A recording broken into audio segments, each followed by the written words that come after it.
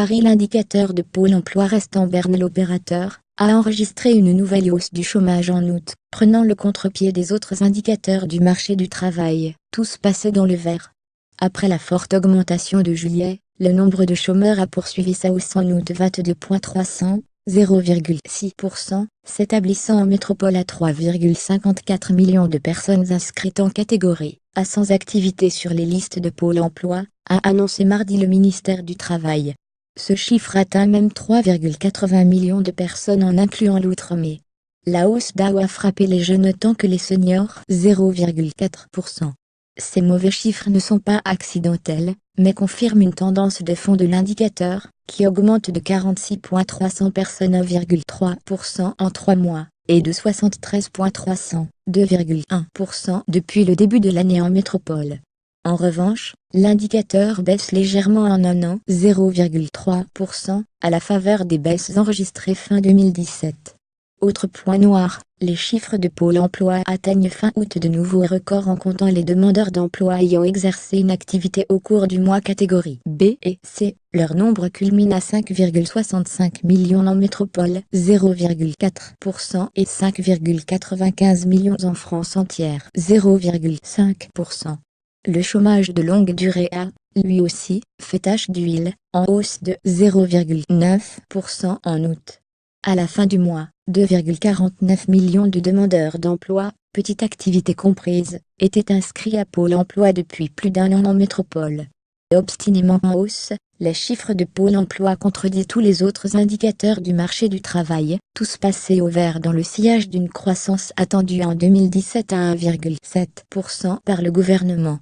Difficilement compréhensible, la hausse du chômage observée ces derniers mois par Pôle emploi est difficilement compréhensible, juge Bruno Ducoudray, économiste à l'Observatoire français des conjonctures économiques OFCE. Selon lui, cette détérioration n'est pas en phase avec l'accélération de la croissance et des créations d'emplois. Selon lui, toutefois, la baisse de charge du plan de formation pour les demandeurs d'emploi et la baisse des contingents de contrats aidés depuis juillet peuvent expliquer une partie de la hausse du chômage. Le taux de chômage, mesuré par l'INSEE, a reculé de 0,5 points au premier semestre, pour s'établir à 9,2% de la population active en métropole, et à 9,5% en France entière. Dans sa communication, le gouvernement, qui refuse de commenter les chiffres de Pôle emploi, marque clairement sa préférence pour ce taux, seul thermomètre du chômage reconnu à l'international.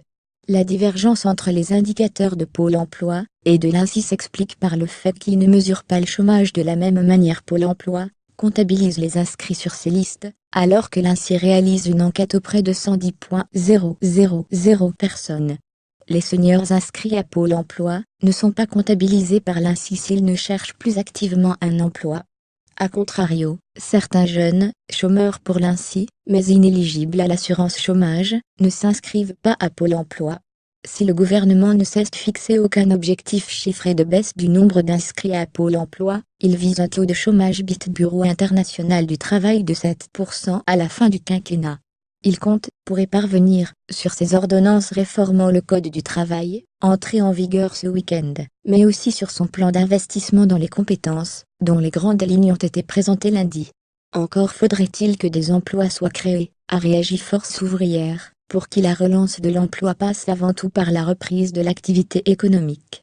Former c'est nécessaire, créer des emplois de qualité c'est mieux, estime le syndicat dans un communiqué.